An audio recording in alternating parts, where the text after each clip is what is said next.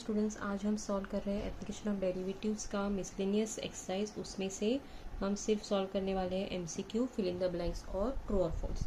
तो पहला एमसीक्यू देखिए, वहाँ पे है equation of tangent find out करना है to this curve at this point.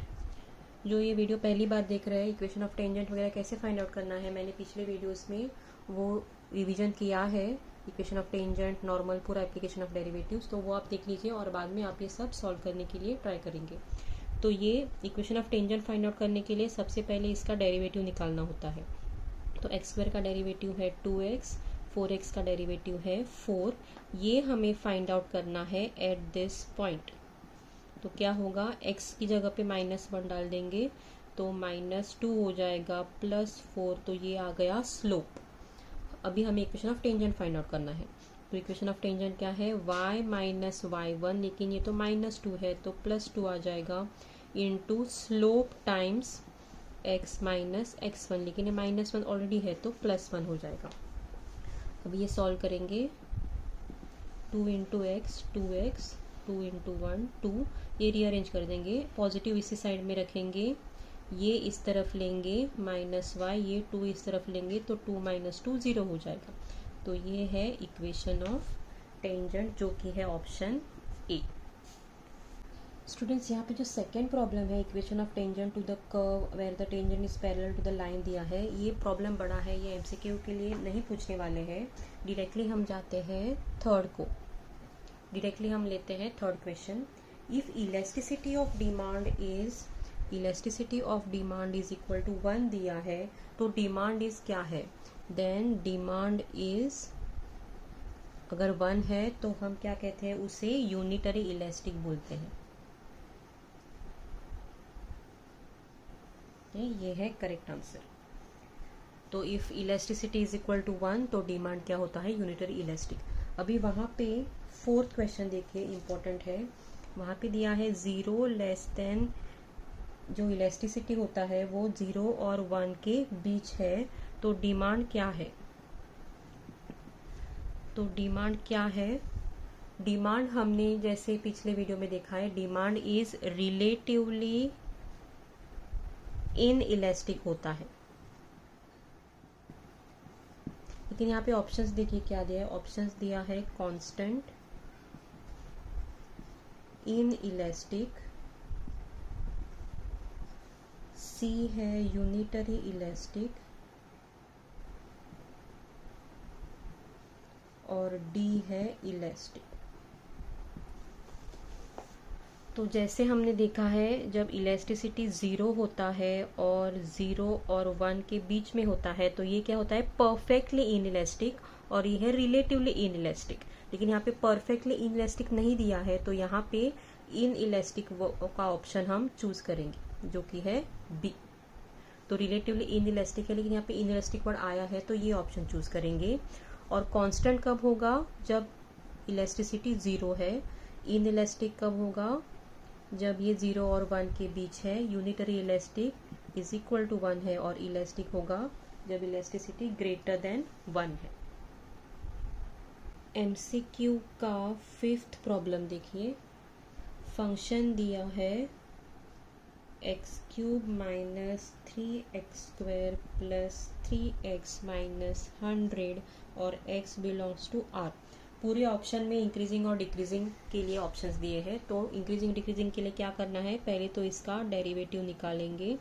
x³ का डेरिवेटिव है 3x², x² का डेरिवेटिव है 2x, वो 2 × 3 6x हो जाएगा +3। तो इंक्रीजिंग है या डिक्रीजिंग है वो देखने के लिए क्या करना है हमें, ये इसके पहले फैक्टर्स देखेंगे क्या है। 3 कॉमन आ जाएगा, x² - 2x + 1, तो ये हो जाएगा, ये है identity x - 1 the whole square का। ये है x - 1 द होल स्क्वायर की आइडेंटिटी। अभी इससे हमें क्या पता चलता है कि ये तो हमेशा ग्रेटर देन 0 ही रहेगा, लेकिन एक पॉइंट के लिए नहीं रहेगा। अगर x = 1 है तो वो इक्वल टू 0 हो जाएगा, बाकी सारे x पॉइंट्स के लिए वो ग्रेटर देन 0 ही रहेगा। तो हमारा इंक्रीजिंग कब होगा, ये f of x is increasing for all x belonging to real numbers, लेकिन 1 हमें इसमें से हटाना है। तो ये ऑप्शन कौन सा है, यहाँ पे ए ऑप्शन है। फंक्शन इंक्रीजिंग है, लेकिन वहाँ पे दिया है increasing for all x belonging to r और x नॉट इक्वल टू 1, इस तरीके से लिखा है। और यहाँ पे मैंने सबट्रैक्ट किया है, रियल नंबर्स में से 1 सबट्रैक्ट किया है। तो ये है इसका आंसर। 6th वन भी हम सॉल्व नहीं करेंगे, वो बहुत ही बड़ा प्रॉब्लम है, बहुत स्टेप्स है उसमें। जैसे हमने मैक्सिमा मिनिमा किया है वो आप मेथड उसको अप्लाई कीजिए और आपको वो आंसर मिल जाएगा। फिल इन द ब्लैंक्स देखिए।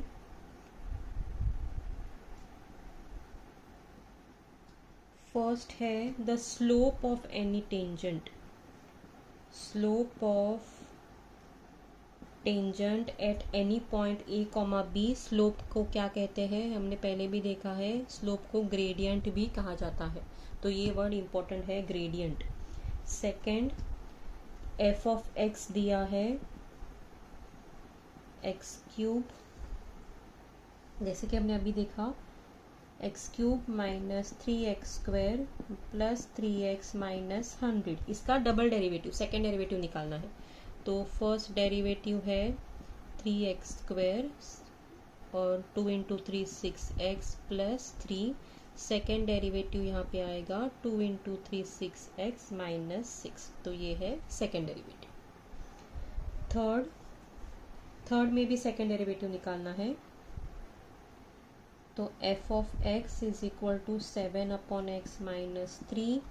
फर्स्ट डेरिवेटिव इसका होगा 1/x का डेरिवेटिव होता है -1/x², लेकिन यहाँ पे 7 भी है तो 7 यहाँ पे रखेंगे। और इसका सेकेंड डेरिवेटिव 1/x² का डेरिवेटिव क्या होता है, 1/x⁻n का डेरिवेटिव होता है -n/x⁻n+1। तो ये जो 2 है वो ऊपर चला जाएगा, -2। ओके, 2 है जो ऊपर हो जाएगा -2, और x का पावर हो जाएगा 2 + 1 3, और ये जो -7 है वो भी यहाँ पे लिख देते हैं। तो आंसर आ रहा है यहाँ पे 2 इंटू 7 14/x³। तो ये है second derivative. Fourth, fill in the blanks. Rod of 108 metre, ये हमने मैक्सिमम मिनिमा में सॉल्व किया हुआ है, लेकिन नंबर अलग था।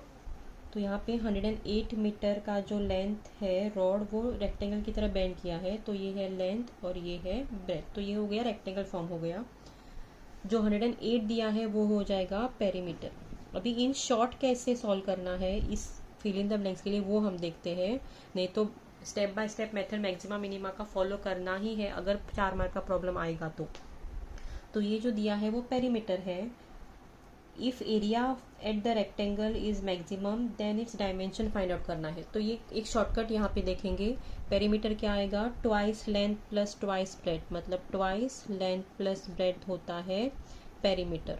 तो L प्लस B हो जाएगा यहाँ पे 108/2, तो 108/2 हो जाएगा यहाँ पे 54। तो शॉर्टकट मेथड क्या करना है, लेंथ और ब्रेथ मतलब डायमेंशंस क्या होगा, अगर दोनों डायमेंशन सेम है, इक्वल है, मतलब वो स्क्वायर होगा, तब वो मैक्सिमम एरिया देगा। तो यहाँ पे लेंथ और ब्रेथ फाइंड आउट करने के लिए अगेन ये 54 को हम डिवाइड बाय 2 करेंगे तो आंसर आ रहा है 27।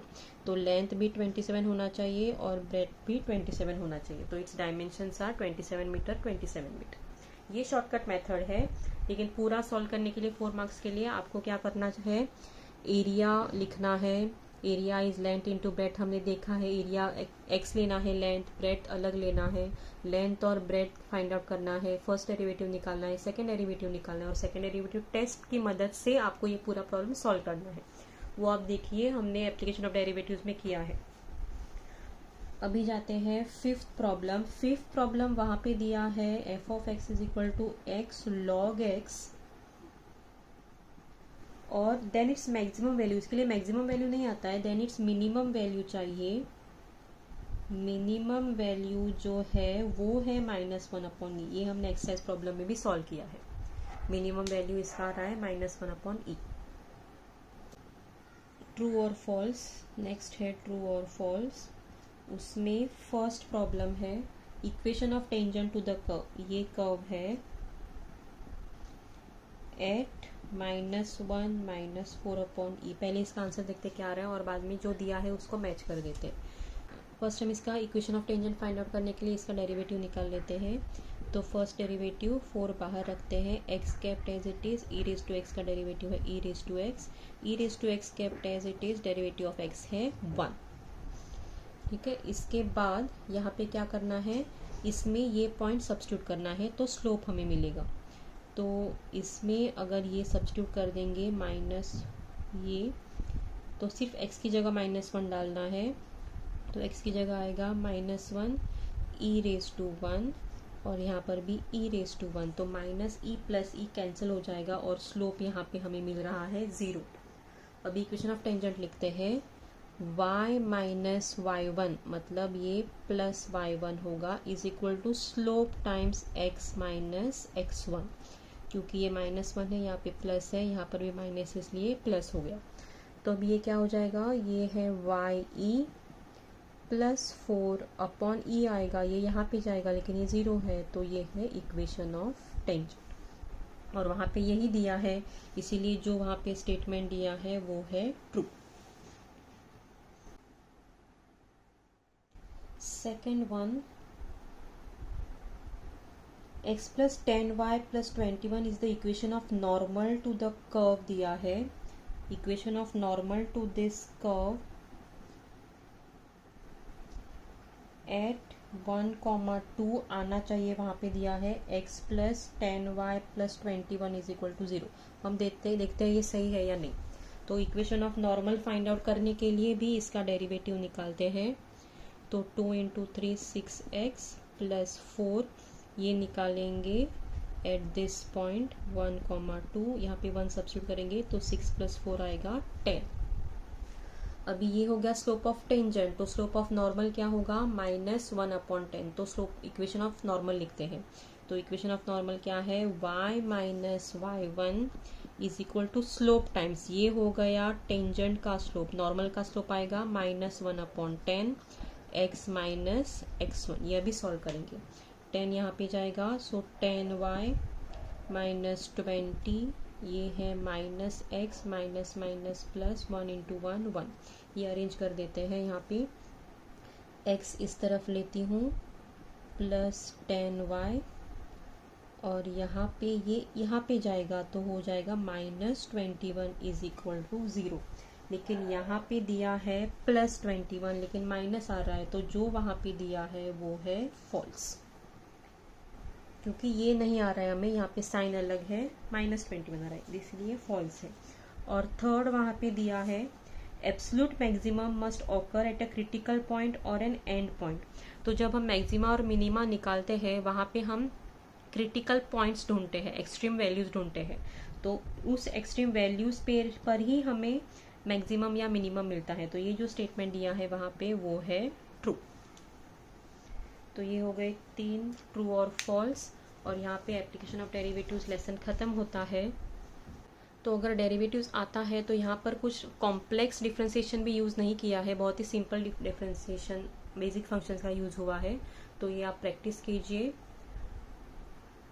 नेक्स्ट वीडियो में हम पेपर 2 का लेसन देखने वाले हैं, तो मिलते हैं नेक्स्ट वीडियो में। Thank you students.